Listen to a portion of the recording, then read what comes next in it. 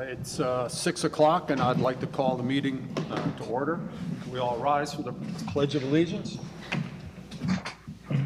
I pledge allegiance to the flag of the United States of America and to the republic for which it stands, one nation, under God, indivisible, with liberty and justice for all.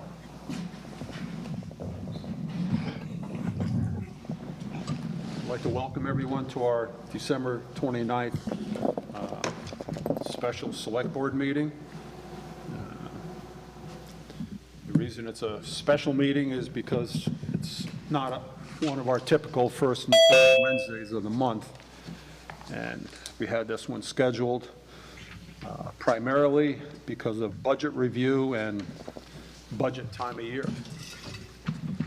I think Jeff Holden is feeling a little bit under the weather, so he's not going to be in today. And Lee Dakin's out on Zoom, and the rest of the board members are here. The first item on our agenda is citizens' comments. If there is someone here that would like to address the board regarding an issue that is not on the agenda, now would be the time to do so. Are there any citizens' comments? Is that hand the cursor? That hand is the cursor. Oh, okay. Would you mind? Well, and that, Kathy will move it so it just doesn't. thanks, Kyle. Thank you. So nobody has their hand up, I guess, No. right? No. Next item on our agenda is to look over a written statement that we had prepared regarding recommendations for the COVID-19 protocol in town. The version that you got in your package is basically what we've been discussing the last couple of meetings, and Julie has put together pretty much what we were talking about, and everybody hopefully had a chance to go over it, and this would be our chance to make any corrections, additions, or anything else you think about it, whether we're missing something or whether everybody's okay with it, or how they would like to proceed with this. It says statement. You can call it a recommendation or a statement. I guess we're not going to go the route of resolution, a little more formal, but I think they both basically carry the same weight. So I have a question. If we approve this, are we approving just the first page or the second and third pages as well? I think the second and third page are probably more for informational. Yeah, that's not. It's just, something So that's not part of what we would be voting on. It's just for our information, what the town is doing. Yeah, just for the Thank you. Just wanted to protocol. clarify that. And I look at that part as Julie has a date on it, and so it would change January 15, 2022. As things change, I would think that this is a living document that would also change. Oh, the protocols for the town? Yeah. Yeah, they've already changed since what I've given you. Yeah, they change all the time. So, and you're We're updating things adapting. all the time, and so it's a living document is what I would think. So I have two comments on the first page, and one is that we have a date on it because we refer to something and have it be more of a living document. Yep. Too. Yep. That's on the main page, the first, Yeah, the first the select board statement. Yep. Anything else on that? Well, So, go ahead. the third paragraph, the first sentence, I would delete and just say, instead of however, the select board is strongly encouraging, because we really haven't voted on a mask mandate. We've certainly discussed it, but I don't think the whole board is not supportive. I think it's a moving target, so I would just take out that sentence and just say that we strongly recommend all residents and visitors of Chester to renew their efforts, blah, blah. So And I think it's really good. So it would just start saying the select board is strongly encouraging and Or basically the lose. select board strongly, is strongly encouraging, that's fine. That's my recommendation. And that's it. And I think you did a really good job, Julie, and all the things that we're doing, all 17 things that now are probably 18 and 19 or whatever. Yep. It's informational, it's informational, it can be for guidelines for other businesses, and it certainly reflects the effort in which we've, as a town, have taken to consider the safety of our employees and our citizens. Yep. So thank you. You're welcome. And just so that you now know, that number 16 that talks about the testing site for municipal employees, that is now in place. So Oh, great. Good. Number 16, yeah. We now have testing available for municipal employees and their households. Their household. So anybody within an employee's household, if there is an exposure, because it benefits us to get them tested much quicker. Absolutely. So Amanda is the control of that through our ambulance service. They have to go to her. She performs the test. So that would be the select board also, I guess. Correct. And Right. the planning commission and, okay, Yep. that's good. Yep, yep. Because it benefits, That's a it really- benefits us. I can know much quicker. It is the rapid test, but it is through one of our ambulance distributors, so it is the higher quality of the rapid tests that are out. So they're very reliable. We then would encourage people to get a PCR test if they feel that they need to. But the rapid test at least informs us. In the You've moment. got to go home. Yeah, you need to stay home. It just helps us. So, yeah. That's going to be a huge help. It'll be a huge benefit to Instead of us. people just staying away from work because they don't feel well, now Right. they'll have, at least have an answer. Exactly. Right. Yeah. That sounds great, Julie. Thank you. We've been waiting for the test to be a little more accurate before we implemented. Great. So the statement would be, it's going to be on our website? It'll be on our website, and we can put it out over Facebook. Also, we can link like we usually do. Sure. So I have one comment, because the third to last paragraph that starts with, "The town of Chester encourages all businesses," that second sentence, "The protocols developed for use by town staff are attached to the statement for reference and available." Do So you want them to be, or do you want them to just be referenced? I would just say, "The protocols developed for use by town staff are available at town hall." Okay. That way, we don't Or have on to our attach it. website. Let's Or on the have- website, yeah. Yep. Yeah, are available through town. Just so they know it's out there if they Yeah. want to check it out. I agree. That's a good point. Yep, Very good point. Thank you. yep. And everybody's okay with scratching that first sentence, "The town of Chester is not," what Heather was saying on that third Yes. paragraph? Everybody's all right with that? Fine with that. Yep, I am too. All right.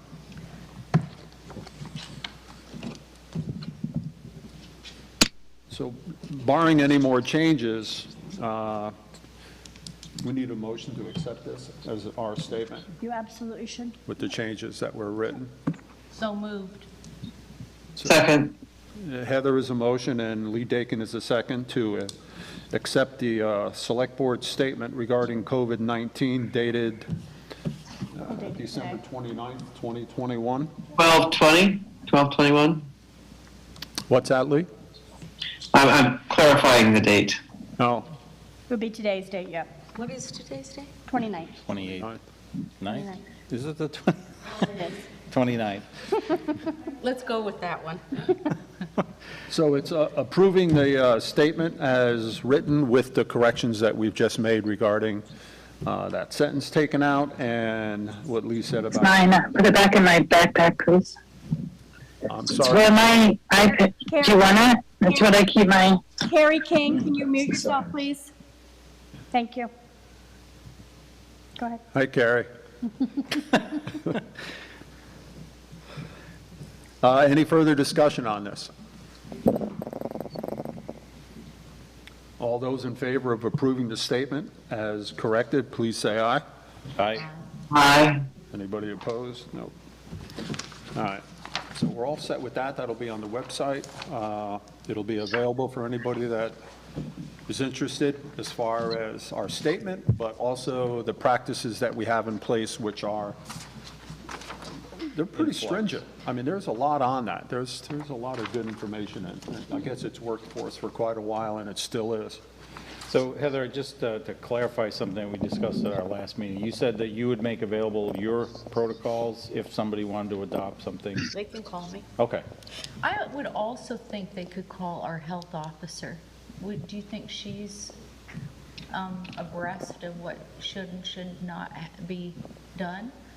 She is as far as ambulance. I don't know that she is as far as a health officer. Health officers were not, They were asked not. they were not asked, Yeah. not by the health department. So So yes, we of course. direct people to the health department is Yeah. what we, Yeah, what we and do. if anyone wanted to call me, they're absolutely, Okay, I really appreciate that. The concern I have with having us make those recommendations is the liability that we would take on. So I'd rather have them take yours and you would say, modify them, but I take no liability. That's the way I would go. well, I would probably just talk to people and, you know. Yeah. Yeah. Well, You have a that's fine. conversation if they wanted to, I'd be more than Yeah. happy. And ACCD and the state have, you know, if you go on ACCD's website and look at the COVID resources, there's all kinds of stuff on there for Oh, small sure, yeah. businesses. Yeah. That you could find all kinds of model everythings. VLCT does not do a model policy for municipalities, for individual private business, because they represent municipalities. right. I asked about that, but they directed me to ACCD's website as well. Okay, Yeah. thank you. Yep.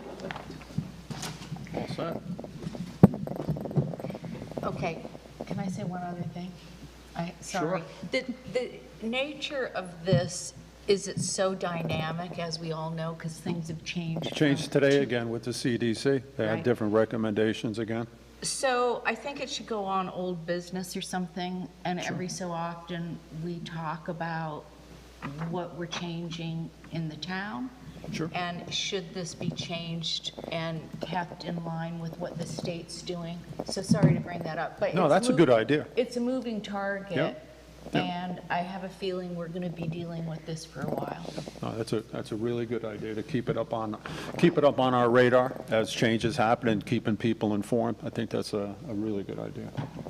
So we just keep it under old business. Every meeting, we could bring it up and talk about it. It doesn't have to be warned. It's being part of old business, we could act on it and do what we have to do. Anything else? But I am going to move on. And the next item is our general fund budget review. And I think we're up to library and facilities on this review. And Julie, you're our budget person, so can you take us through this? I can. So facilities, there's not a huge increase in the facilities budgets. Well, that's not true either. What page are you on? I would be starting at page 8. Okay, Starts with library and town hall, okay. revitalization rec. So this facilities budgets, you know, now we have a full year of the emergency services building, public safety building, so that's reflected in here. The big ask there is fencing between the police department and the apartments, between the new building and the apartment building. Yes, we're finding that we have installed cameras on that side of the building, and fencing would help along those lines. What's So, the issue? I don't know how much I should talk about in a public meeting, because I think there are pending things. But we have had, we have had some threats of vandalism from certain residents at that property that are familiar with our police department. So just whatever we can do to kind of protect the building from that neighbor is what we need to do. So like I said, we have installed security cameras. There's security cameras all around the outside of the building now, but we've installed an extra one on that end. And the police department, since that side of the building is where all of the building employees park their personal vehicles, a fencing there would be well advised by the police department. So what kind of fence is being planned? So Rick got some pricing from Springfield Fencing, It would not be a chain link, it would be something a little more attractive than that, but certainly not top of the line either. Right. So sturdy enough to deter, I mean, obviously, if they want to walk around either end of the fence, they can, but at least it does give a barrier of protection and would require, extra effort to vandalize if that was necessary. Okay. Felt that they needed to do that, so.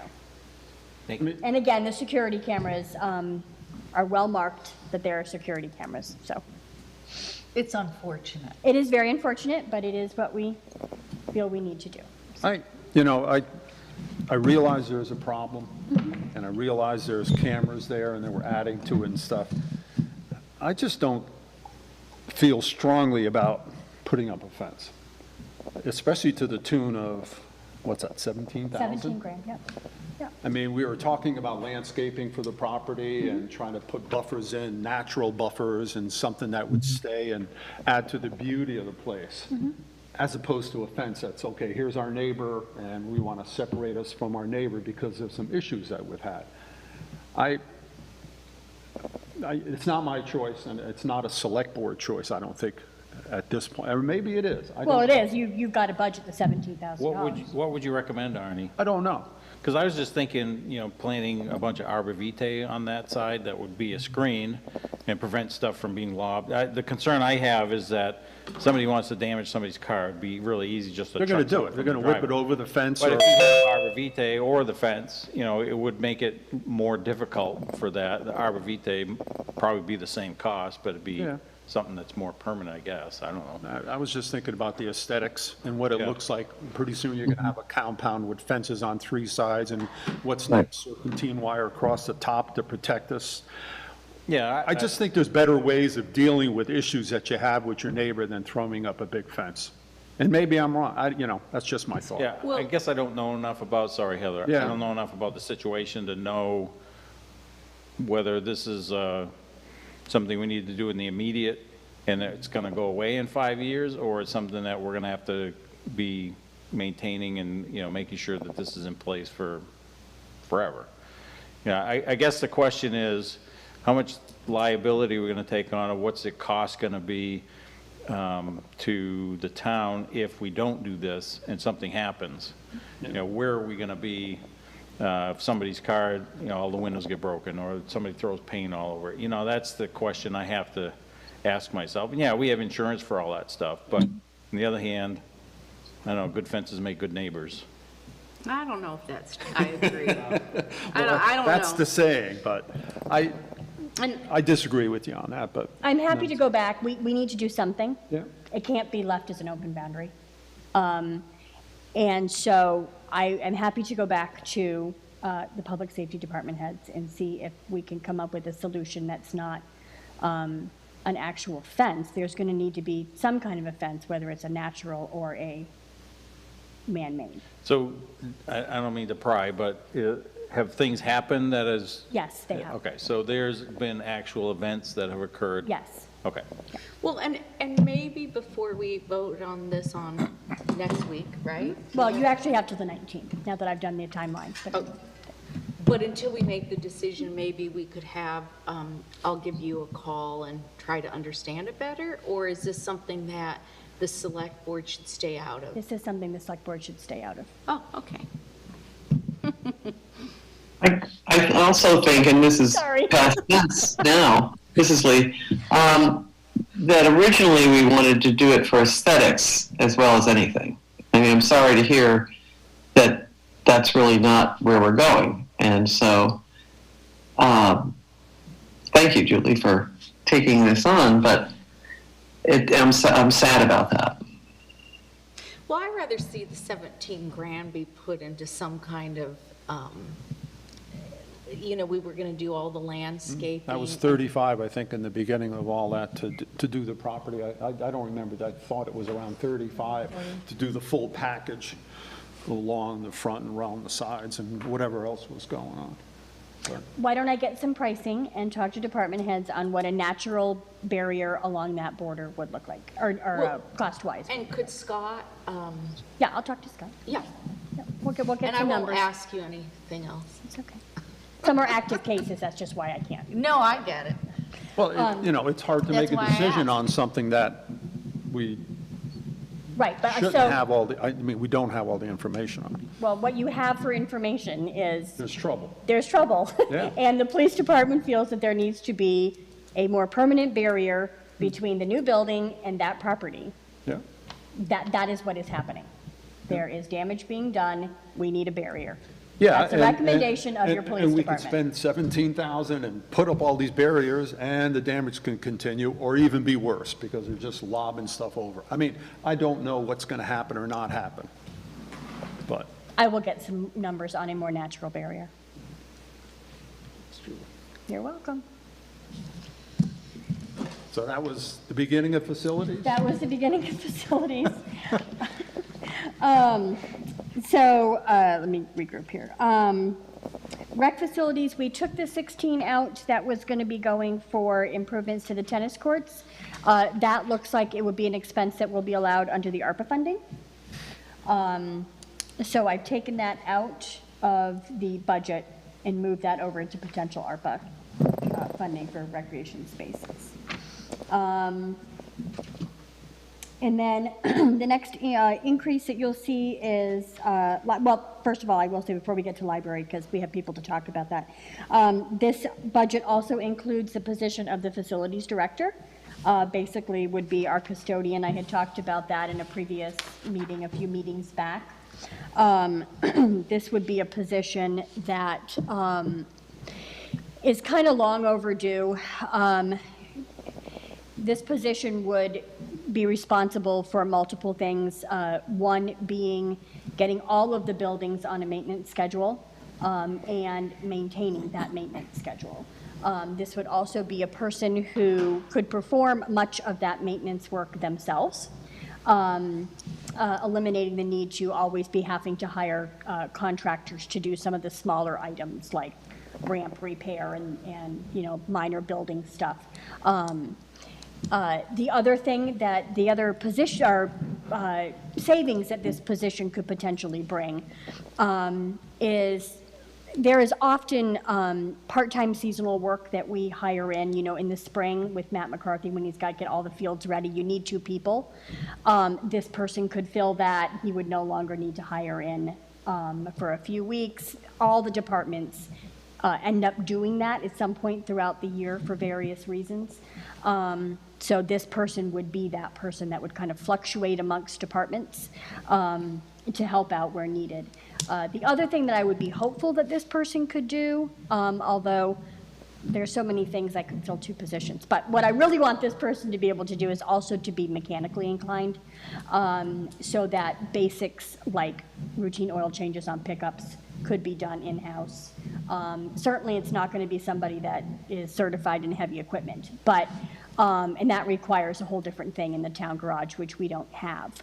But if this person could do routine maintenance, like tire rotations, oil changes, those types of things, there would definitely be a savings there, and would certainly help with not having to take vehicles out of service. You know what that saving would be, Julie? I would imagine it would be a couple thousand a year. I mean, hoping that if it was just oil changes, it would be a couple thousand a year. If this person could then down the line, I mean, I'm sure it's going to take them a year to get all these buildings assessed and put on a maintenance schedule. I mean, that's going to be their primary thing. But I think once that's developed, then it's just keeping that up to date. One of the other areas that they could do is, it's a weekend class to get certified on valve maintenance for the fire trucks. Oh, okay. That would save between $5,000 and $10,000 a year. If that could be done in-house, and again, fire trucks wouldn't have to be taken out of service for a week. Right. So there's definitely benefits, maintenance stuff on the ambulance. So I noticed that under a number of these facilities is repairs and maintenance. Would those costs then go away, or? They could eventually. I didn't want to take them out this year because I just want to I would Sure, want to yeah. try it a year and see where the savings actually Yeah, lie. but I was just looking down the road, so. I think they could all be, limited. Yeah, it wouldn't go to 0, obviously, because there's expenses, but it would reduce some of these costs. Okay. That was a good point, because if you're going to be providing those services in-house, it should lower those costs for what's going on Yeah. there. Yeah. It's going to be an interesting job description. It Oh, is. sure, I mean, yeah. you're covering a lot of trades there when you're talking about painting and electric and carpentry and maintenance. I mean, general custodial work. You're looking and- for basically a contractor. Yeah. Is what you're kind of looking for. Yeah. Yeah. Yeah. I mean, there's a lot to it. There is a lot to I it. mean, we have a lot of buildings. And we don't have our own in-house No. type custodian, superintendent, facilities manager, whatever you want to call them. And it is, I did look at the league, VLCT's survey that they do every year to see if this is something that other towns do. And they do. I was kind of surprised at some of the towns around us that do have this Smaller, position. bigger? Yeah, around our size. I mean, I just focused on towns our size. I'm not going to compare us to Rutland, you know. Yeah. But towns our size, I was kind of surprised that they do. They at least have a part-time. And many of them have a full-time person that's what they do. Some call them custodian, some call them maintenance manager, some call building manager, you know, they're all different Facilities names. Superintendent. They're all different names, but Different titles. So at one point, we had talked about getting somebody to do maintenance for highway. Would this person be able to do that on minor jobs? I mean, oil changes and all, I understand oil that, changes but and that kind of like stuff, yeah, I brakes don't, or- being a mechanic for heavy equipment is something completely different. And,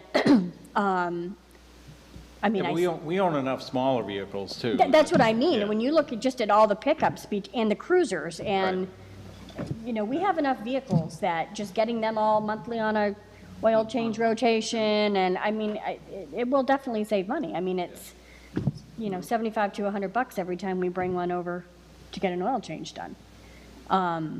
You know, if that can be done in-house, you're going to save at least half that.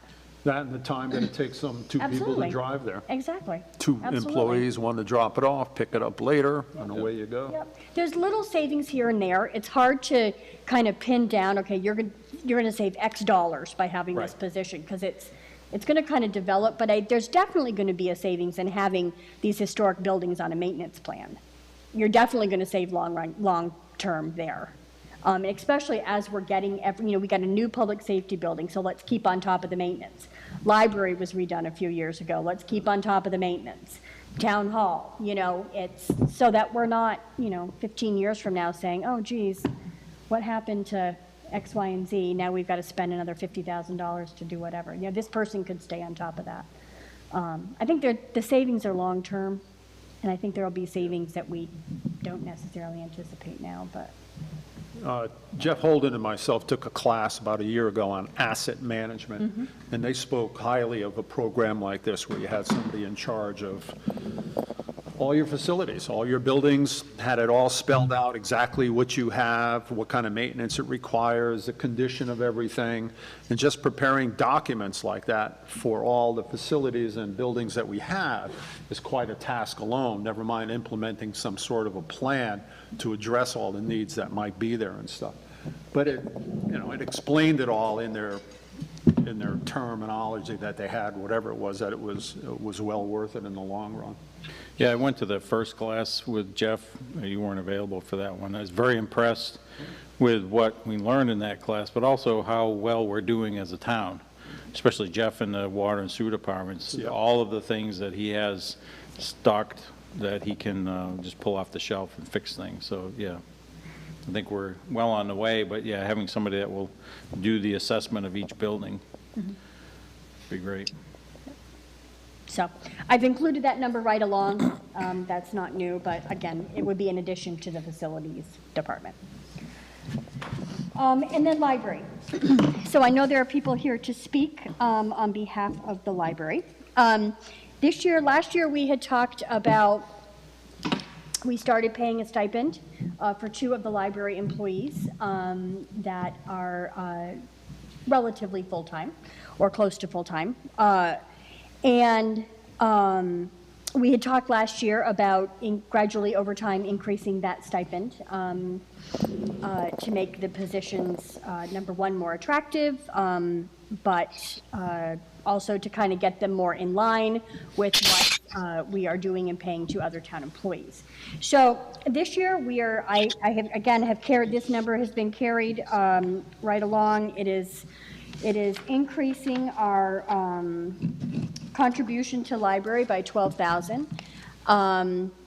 This would get both of those library positions a much healthier stipend towards their health insurance costs, which we all know are exorbitant nowadays. So it would definitely help them out in that stipend, or towards those expenses. I've had some conversations with Ed Grossman. One of the things that we would like to do is give this stipend this year, and then during the course of 2022, I will be planning to work with Ed or library, whoever is appointed from the library trustees, and really start working through logistics. We obtained a legal opinion this past year, as you all know, from Jim, regarding the relationship between the library, municipalities, and what that looks like. But now we kind of need to get down into the logistics of how do we make it work for us. There's a lot of authority, a lot of leeway there of what we can do and what the trustees can do. So it would just, like I said, kind of be working out those logistics and forming a plan, maybe a memorandum of understanding of how the two entities are going to work together, specific to their employees, and benefits and all those things. What does that look like? But this would kind of be the first chunk and maybe a little bit of the first step into that. And I will let Ed, maybe, or Robert, one of them, speak to it, because I think they had some things they wanted to say as well. Sure. Ed, Mr. Grossman or Mr. Need, would you like to speak to this issue that we're going to be discussing? Thank you, Marty. And I think Julie really summed it up, basically what our goal is here. But I did want to start out by thanking the Select Board and Julie for what's been amazing continued support of the Whiting Library, and not just financial support, but technical support, moral support. It's been extraordinary, and we really do appreciate it. But I really wanted to, since we're talking a lot about the staff, let you know that the bulk of our conversations as we put this budget together have been about our staff. And I don't know how else to categorize our staff other than as amazing. We're 2 years into a pandemic, and everybody by now is so used to hearing about closures and staffing shortages and curtailment of services. We are really proud that there has not been a single day in 2 years of the pandemic where we closed because of staffing shortages. Our staff shows up, they work really hard, they innovate, they've actually expanded services during the pandemic. So it's pretty extraordinary. And from a governance perspective, as the Board of Trustees, we spend a lot of time talking about sustainability of the library. What do we need to do to make sure the library is viable over time? And staffing is at the center of that. You know, we have an extraordinary staff. They're trained, they're credentialed, they're professional, they're enthusiastic. We want to retain that staff. And if we happen to lose somebody in the future, they take a different opportunity, they move out of the area, we have to replace them with somebody as equally professional and trained and credentialed. And that's not an easy task. So we've been looking at how we compensate the staff. And it's been difficult for us to acknowledge internally that, you know, our professional staff has to spend what is not an insignificant, up until last year, an insignificant part of their salary just to buy basic health care on the open market. And that is not very attractive if you're looking for replacement staff or you're trying to retain staff. So we think it's essential that we provide as much support to the staff as we possibly can, because we get an awful lot in return. So as Julie mentioned, we're hoping to increase the stipend this year and ultimately move towards a place where the municipal library staff is at or close to parity with town employees in terms of medical benefits. We think that is a reasonable place for us to end up. And we know we have to do this incrementally. We know that that's a big step, but we think it's an important step to take. And I also wanted to add that we realize that if we're looking at parity, we have to drill down even a little bit further. We're committed to taking a look at our personnel policies and seeing if we can move them closer to be in sync with the town personnel policies. So there's a consistency between the regular town employees and the municipal library employees as well. So I hope the select board shares enthusiasm that we have for our staff and the library, and hope you feel that this budget proposal is reasonable. And Ed Grossman is here. He's the treasurer, and he can walk you through any of the numbers. If you have any of the questions, he'd be happy to answer. Our relationship with the library, I think, has really come a long way over the years. I remember times on the select board when even the basic stipend was a point that had contention and wasn't totally supported by all the board members. And there were years when I think there was budgets that were extremely hard to get through. Never mind the fact that we're even considering an increase as we go forward with the library and our relationship with the employees. And I just have to echo what you said, Robert, about the employees there, Carrie and Deirdre, and their devotion to the town and to the library and to the people of this town and the work that they do. And I really believe it's extremely important. I also think the conversation that we're going to be having in the next year is going to be important, because I think it's going to establish our relationship, because besides that one benefit that we do have for our town employees, our health benefits and stuff, which is a big one and an important one, it's an inexpensive one also. I think there has to be some conversation about what you alluded to as far as the personnel policy. How does that mesh? How does that work with the town personnel policy? Who's going to be oversight over the employees, how that's going to work?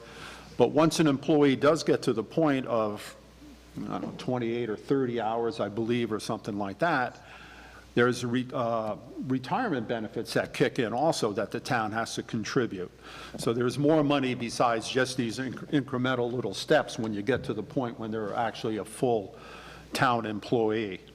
And I would hope in the next year that we have these conversations and try to flush out all the details regarding what it would take or what it would look like to get to that point, and not just policy-wise and health insurance-wise, but there's other things in there too, retirement, oversight, and things along the line and stuff, on how that works too, because I think it's a good setup the way it is, that the board, the library board controls their own destiny and their own vision and everything else. But how does that work if they're municipal employees? I mean, who has the final say in how that works? So there's a lot of questions that have to be figured out, and we have to get through over the next year to look at this again in a little more fuller way to see what's actually happening and stuff. I'm glad it's going to happen, and I think it's a positive thing for the library and the town to go this route and to get to that point where there would be considered employees of the town in more fully a way, a more full way as far as all the benefits and everything else that go. And I would just like to get back to the point that I harp on a lot, medical benefits. We shouldn't be having this discussion in this country about medical benefits and how they work and how they affect us and what they do and what we can't do, what we can afford.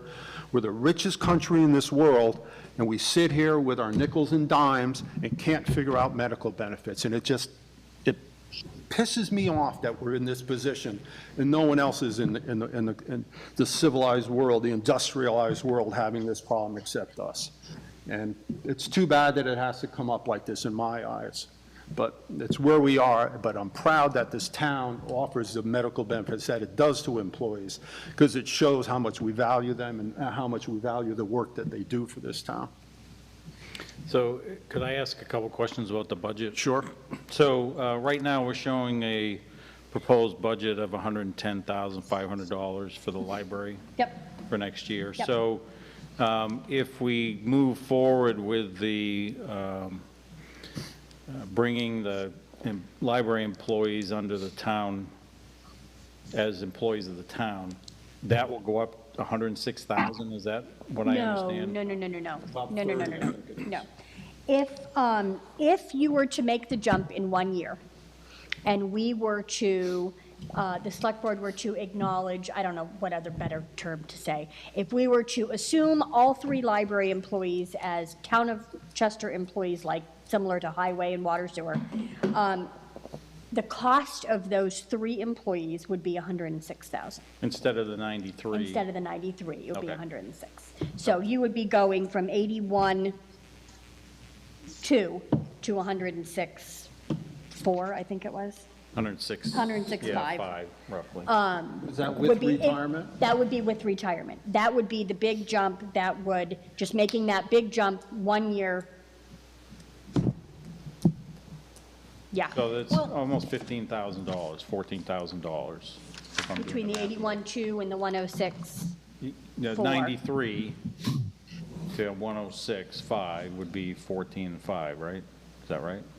Did I do the math in my head? No, I think it's 20. So you got 7 to get to 100,000, and then you got another 6 to get to, so in my feeble Sorry, brain. I can do million-dollar budgets, 7 and but I can't 6 do the is simple math. 13, so. Um, Anyway, the question, and Arnie, I agree with you. 25,300. Okay. I'm moving from 81.5. I'm moving from 93, sorry. well, there you go. Okay. Okay, whatever. Yeah, okay, yeah. So the question I have relates to how this actually works. So can you explain to me, right now, the library is operated by a trust and has trustees, and the trustees are the ones that hire the employees to work in the library, and they are using our building, so we are leasing them the building for $1 and other valuable considerations. So if we continue in that manner, then we're paying for the employment of these library employees, but we don't necessarily have the authority or the jurisdiction over them as town employees. So how would that work from a standpoint of going from the trust to town employees? And then what role would the trust play versus what role would we play in the policies and the procedures and the hiring and firing of So all? somewhere in the middle of 2022, after I work with the trustees, we'll get back to you. Okay, That's- well, that's that- kind of- that is- no, that and is the that's question. what needs And- to be figured out. Yeah, And those are I- the questions that are rattling around in my head right Yeah. now. Oh, yeah. As to where Well, this is going to end up. And to say that this is our goal and where we want to go, I'm fine with that. And I was fine with that last year, and I was fine with that the year before. But there've been other attempts in the past to do something like this. And this is where what Lee's talking about is of concern for me. Because the board, this particular board, is super supportive, in my view, of the library. There have been boards that haven't been. So I don't want to be short-sighted in, okay, let's bring 2 more employees, 3 more employees, let's do this, and then we have ramifications that are negative in the long term for the independence of this library. So I don't have enough information at this moment in time to fully support, bringing them on, because I don't know all those details. Well, and that's why I'm that's- proposing a phased approach. And that's to why this. we had decided last year that we wanted to have a stipend that goes towards that, so that the employees, and my recollection was that some employees didn't need it, but it could be a stipend towards, so if the goal of getting people covered by health care is accomplished and the independence of the library remains, that's where I don't want to just say, those details have to be worked out. And there have been many times in the past that people have tried to work it out and it just didn't happen. Having said that, these employees need to be supported. They're great employees. It's a great resource. Lee, did you have something to say? Ed, I'll get right to you. I see your hand up, Ed. Lee? Thank you. I hear this discussion, and it sounds like a good one. And I also heard Julie talking about a stipend again. Before we jump into, we have next year's budget. We can know more about what's happening and what's going on. But when the stipend was brought up the last time, and as I understand, the library has their expenses and they're getting the heat got taken care of. I think this might be the year to do another stipend. That would be my advice. And that's what it looks like where we're heading, because in the budget, the stipend from last year, it's being increased from that 81 to the 93. So that's an extra almost 12,000 towards that stipend and towards that, the goal of helping them with their health insurance on their end, and the next year being spent in conversation before next year's budget to iron out all the details of possible paths that we might take in the future, whatever they look like. Right. A lot of variables. And that was my understanding from reading both the memo and looking at the budget, that would work this year as we move forward to progress toward a different level, perhaps. And last year, my recollection was that it was a match. We agreed to put something towards a stipend, but the library, the trustees were also putting it. Yeah. I think Ed can address that if you. Ed, did you want to speak to this issue, Ed? Yes, I'm not muted. What I'd like to go back just a little bit and also express my appreciation for the support that from the select board, Julie, and the community has shown for the library, especially during this difficult couple of years. But also I'd like to express my appreciation, as Robert's shared, for our library staff who hasn't missed a day and provided excellent services during this pandemic. So with that said, I tried to do some research on the question that came up about who oversees the library, how does the Board of Trustees interact with the Select Board, and the person who did the training for new trustees is a very knowledgeable person, is Jenny Prosser. She's General Counsel for the Secretary of State. And she talked about the statutes being somewhat vague and, in a positive sense, allowing the library and the town to work together, just as Julie's proposed, to come up with some sort of in-sync personnel policy, some kind of in-sync set of expectations for the library employees. It may not be exactly the same as other town employees because of the type of position, but certainly we can reach that goal. And I look forward to working with Julie and the other trustees working with Julie to accomplish that end. In terms of, to answer the question about contribution, yes, we continue to draw from our preservation fund an amount to try to do our best to contribute to this. Our funds some of our funds are subject to fluctuation. Like, we're very fortunate if we reach our goal for fundraising. We put in the budget an additional $1,500 for book sales. And we have to say that during a pandemic, I got to give Deirdre and others credit that they increased their book sales by several $1,000s. I think people were hungry to get books and be out and about. We also put in an increased amount for donations. So we will try to contribute as much as we can towards this endeavor. Right now, with this proposed stipend, we're about 2/3 of the way there. So it's not a tremendous reach to get there. But I agree with Julie. I think we need to have the expectations clear. We will continue to contribute, and we do really appreciate your support. Thank you, Ed. I just wanted to bring up one more point. I've mentioned Kerry King and Deirdre Doran, and I forgot to mention Will Wilcox, the third employee that we're speaking of, and I just wanted to put a name on the discussion of these people that we're talking about in their lives, and I just want to thank all three of them for the hard work that they do for this town and the library also. All right, Julie. That's absolutely true. I agree with you 100%. Back in your court. Back in my court, perfect. Facilities. Facility.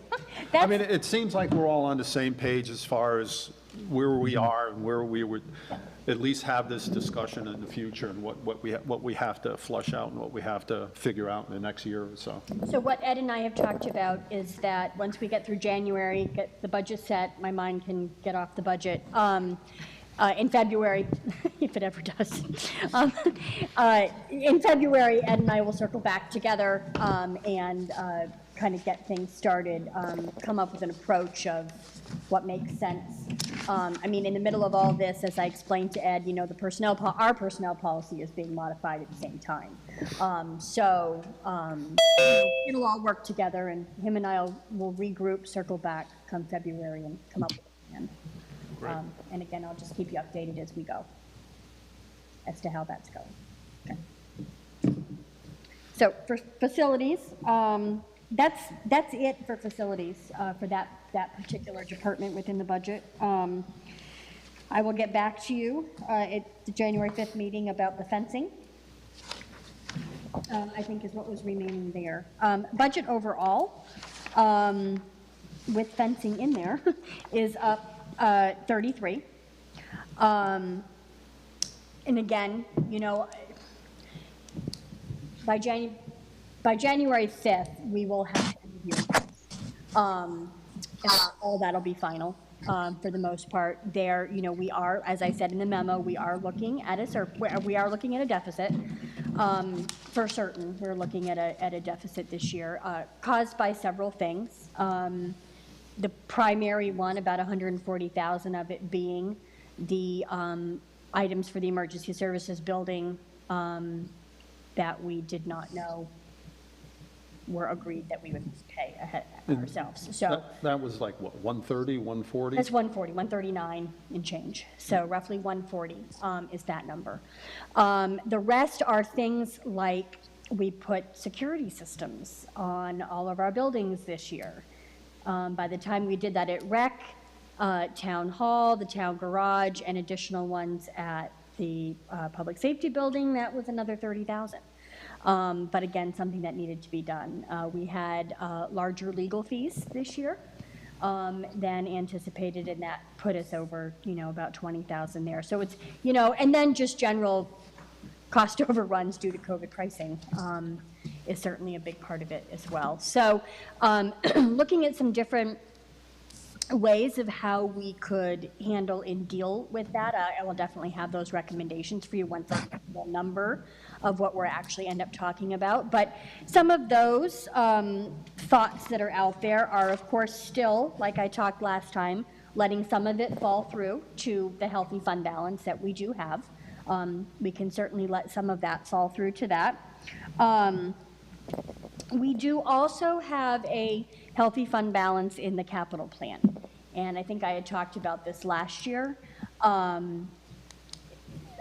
really didn't want to use a lot of that because I'd like to have that in reserve for those couple tough years that we've got coming up. That being said, we also have added very little to the capital plan in the past 2 years. So there is the possibility of also reducing the amount of our contribution to the capital plan this year, which could absorb some of that. It's an option. I don't want to do all of it, but it's an avenue of where we could take some. There are also some things I'm looking at as far as use of the ARPA funding. I have a couple emails into, the league has a liaison between the league and the feds that are dealing with ARPA stuff. And one of the things I know I've heard mentioned at a couple of seminars that I have been at is the use of ARPA funds for installation of security systems. So if that is in fact a use, then there's some money we could get back there too, including in the 140 of the those unbudgeted expenses. Part of what we had agreed to was the installation of the security system at PD, which was $40,000 by itself. So there's a potential of getting, you know, 60, 65,000 from the ARPA money into the general fund, which would help. Also, we have had over 2020 and 2021, I would only be looking at 21, but, you know, we have had employees out, one because of COVID, they had COVID, but others, you know, they're out for 2 days because they're waiting for their tests back, and those are supposedly, again, I'm waiting for the final confirmation, but that is also ARPA eligible funds, and so, you know, that's a number that's not huge, but it could be upwards of 10 grand. So I don't, you know, we can nickel and dime, we got, you know, but we're going to patchwork. we're going to I'm patchworking going to, exactly, a plan. and see what we can do. I mean, the other thing is, like I've said, the budget is only up 33,000 at this point. So, you know, do we let it increase a little more and, you know, make Cover up it. some of that deficit? Not all of it, but make up some of the deficit. I wouldn't want to see an increase of more than 2 cents. So somewhere in that 80 to 100,000, I think, would be the maximum that we would want to do. But that is an option, and certainly would be a Julie, viable option. I mean, in a COVID times, to have a budget only up $30,000 would be pretty. yeah, no, I think that's great. The question I had was relative to how many people have not paid their taxes in full for whatever reason? You know, do we have a bunch of people who are delinquent because of COVID or for whatever reason, or is that something that we're pretty much have Good people question. paying? Because the question I have is going around in my head is, yeah, we can increase the rate a penny or 2 pennies and kind of cover everything, but is that really doing our taxpayers any good when they can't pay the bill anyway? I'm not seeing a huge increase in delinquency due to COVID, no.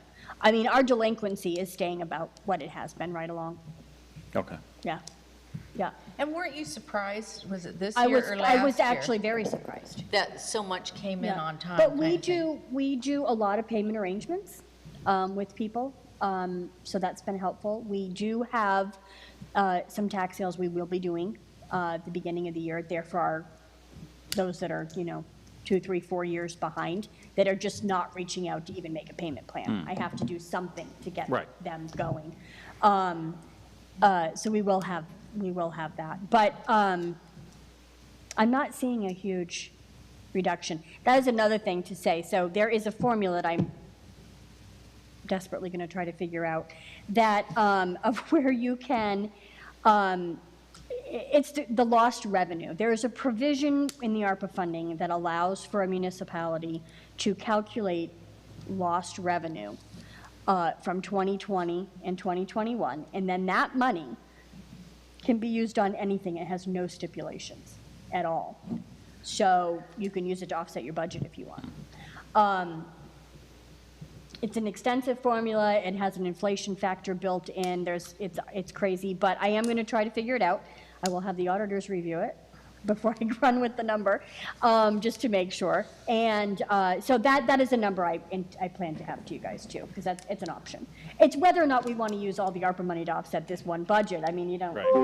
I don't think we really want to do that either. Not that we would. I mean, it's $900,000. Our deficit is not $900,000.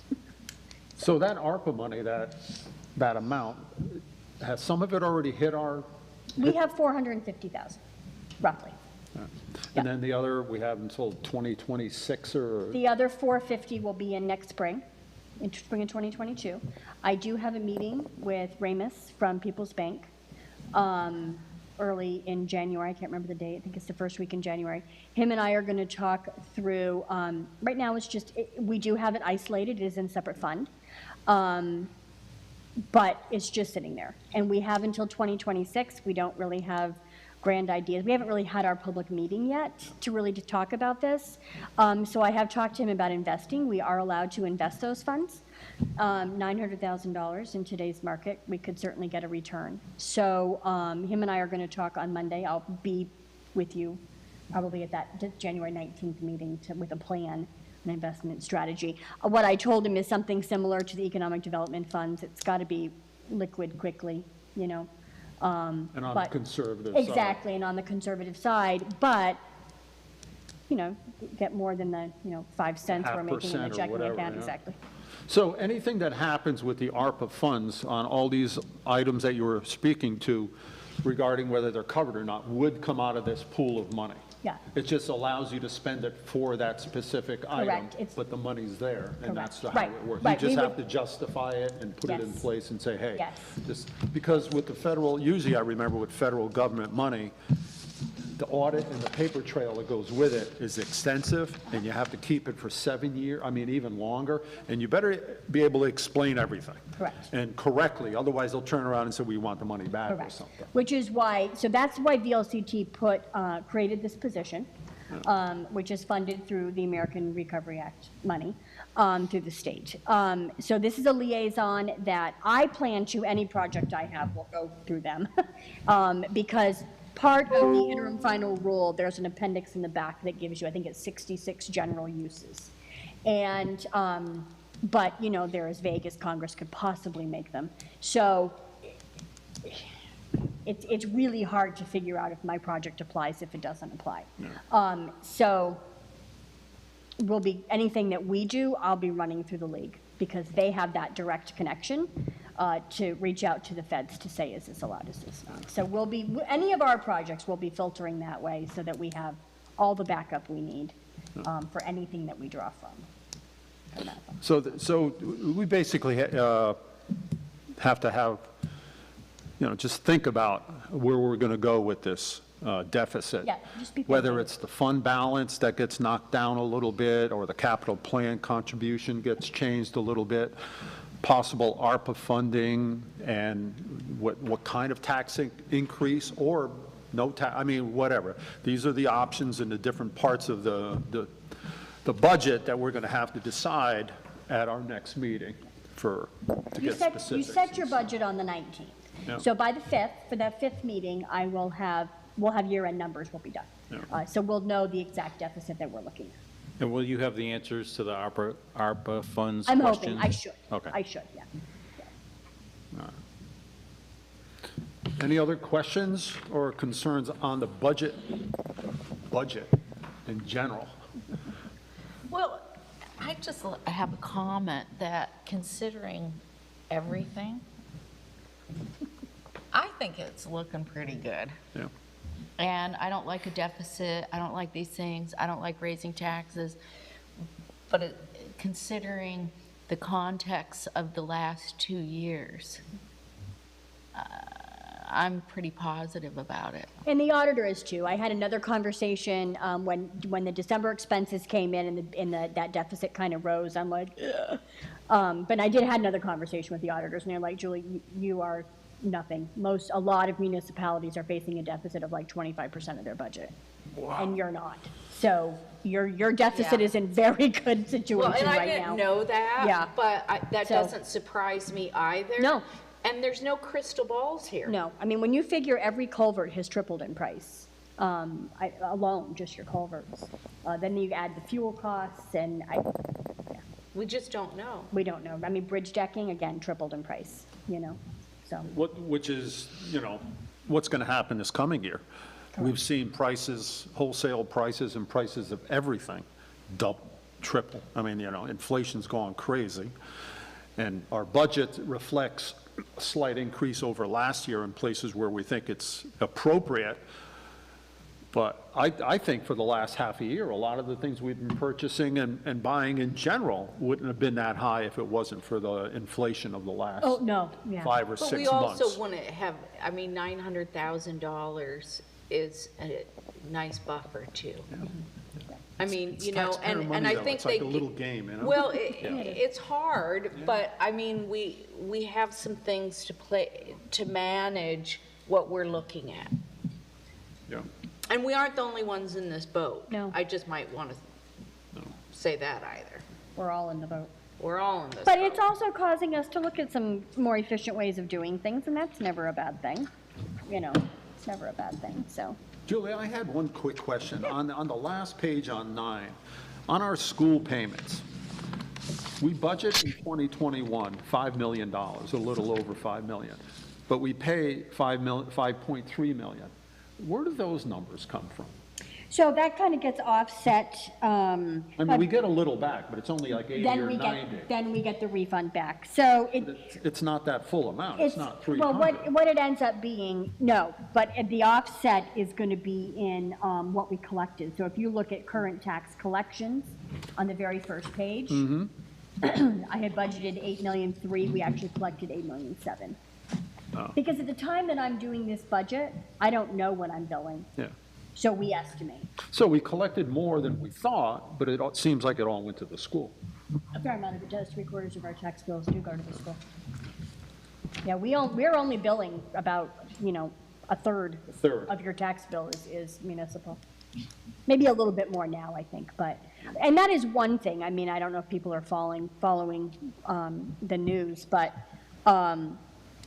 you know, with the huge surplus that the education department found, I mean, one of the things that they are talking about is some of that coming back to the taxpayer. So that will certainly, through the base education rate. So hopefully we will see some of that A in little Chester. decrease in the educational Correct. taxes, and it would help. Which would as far as everybody's- certainly be very helpful. So a But 2 nothing cent- I want to count on, we don't know that yet. A 2-cent increase could be offset by Could very well. a decrease on the Yep, education tax. yep, it could be. Not that I want to go there, but No. the point is that it would be a net negative for the taxpayer. Yep, yep. Decrease. And you know, because of the cycle and when we know the certain things, you know, we are kind of estimating everything. Everything is estimated. Right? Because, and now this year, it's even more so. Yeah, absolutely. Yeah. Absolutely. It's been, And I've tried to build in a little bit of a cushion and not be Stingy. so strict, you know, we've tried to build a little bit of a cushion in, because I don't want to end, you know, I don't want to end up in the same boat next year, but if we can help it, but. it's definitely been an unusual 2 years. And it don't seem like it's going to get any better for a while, until we get back to some sort of normalcy. But, I don't know. Any other questions or concerns or comments regarding the budget? We should have a lot more information next You Wednesday. will, you'll have updated actuals and, yeah. I don't anticipate the budget itself will change. You know, maybe the other thing too is taking out well, there's still some things that can play as far as the highway. You know, the highway deficit is a big part of the deficit.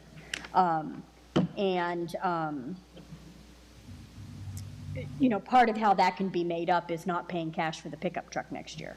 Yeah. That can be Right. shifted Put to the that back capital in. plan, Yeah. and that's $12,000 a year for 4 years, which is not a huge addition to the capital plan, but could save you $40,000 this year This out of year. that surplus. That was one of the Out of other that deficit options. part too. Yeah. Well, That's see, so, there's a lot of options. there's a that lot of we little can things, correct. Piecemeal it all together and it's gonna look good. And once I know final numbers, I'll have an actual plan and proposal too. Well, you know, the holidays came around and the highway department was out on No, right, Christmas Eve, Yeah. Christmas Day. Just about every holiday that comes along, they seem to get, Mother Nature doesn't cooperate and they're And out it's on the always roads falling on taking the- care of things. It's falling always on the weekend. It's amazing. Well, and having said that, the roads were really good and well kept. They do a great So, job. I mean, and that's what There's a the cost. contract is kind of for, Yeah. you know, we pay our taxes so that the roads are good, and they were good.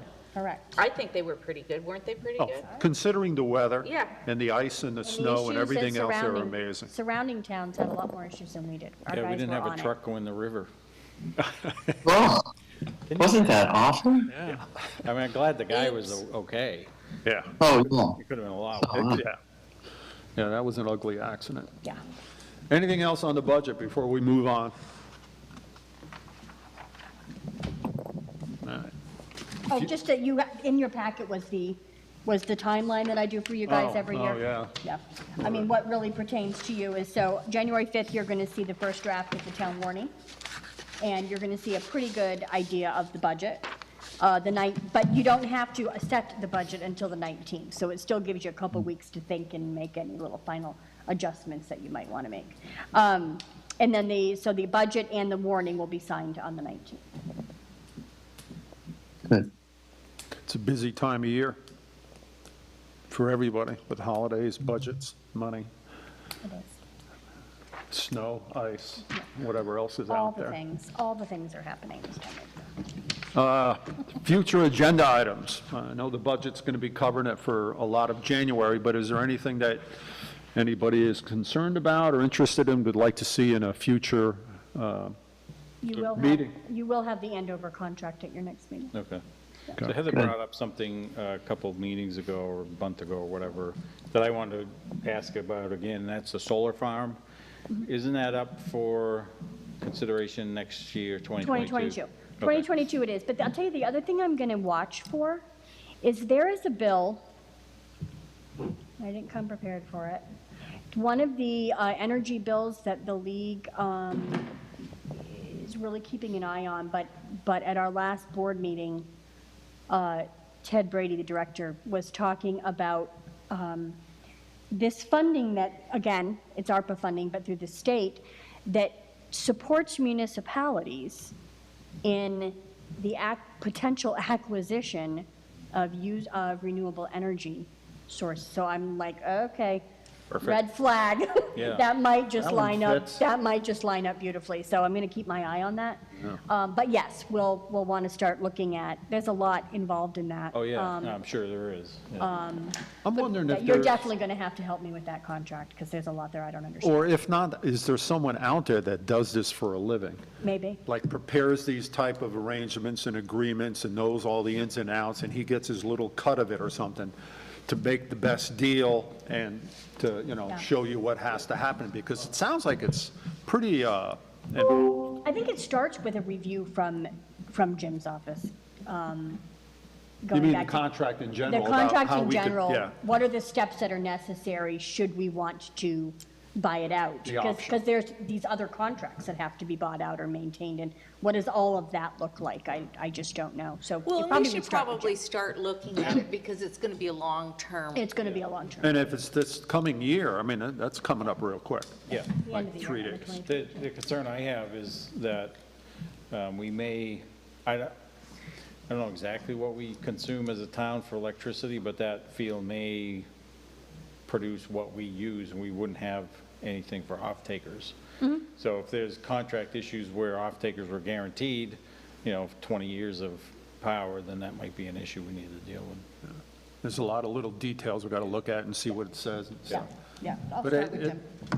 it might be a really positive thing for the community. I am, free electricity, it's not really free, but Nothing's certainly free. if we can make our own and cut our electric bill by quite a bit, it's certainly in the interests of everybody to go that way. Julie, Yes, marijuana sales. I do not partake. Okay, wait. Sorry. Well, no, this isn't a confessional. I but, forget often that I'm in a public Yeah, meeting, but go ahead. right? No, but I have heard different things, and my understanding was if it's going to go on the ballot, it has to this next meeting. What's the deal with it? Are we gonna do nothing, do something? Like, what are our options? And I know that it's changed a lot and we don't know, but I'd prefer to be proactive and have it be an issue the town decides and us not ignore. Okay. I'll get caught up. I'm not caught up. I'm not either, but I will. I know the people to catch me up, so I will. Okay. I mean, the bottom line is opting in or opting out for Opting in or sales. opting out, but what does opting in, opting out mean? That's changed. don't Those understand definitions have it. changed, so I will get caught up. Part of it is the taxing and the money that comes back to the town, which was one of the big sticking points on it, that the state was just basically grabbing all the money. And that's the way they were looking at it. Yep. And if that's the case, it kind of takes away any incentive for opting in. I mean, there's a whole discussion that goes around opting in and opting out.